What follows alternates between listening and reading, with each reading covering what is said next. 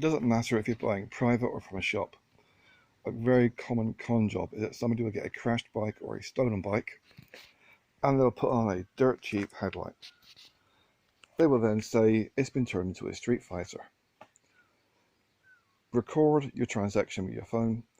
Otherwise, if you get a stolen bike, take it out on the street, the police stop you, you then could get done for receiving stolen goods or even for actually stealing the bike.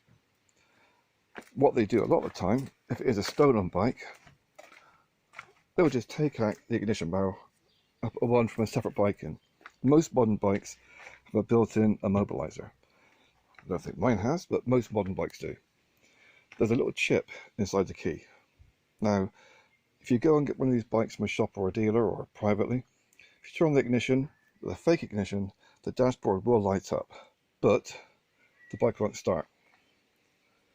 This is the way you can tell whether or not the bike's been stolen, because the key will turn on the ignition, but it will not turn off the immobilizer.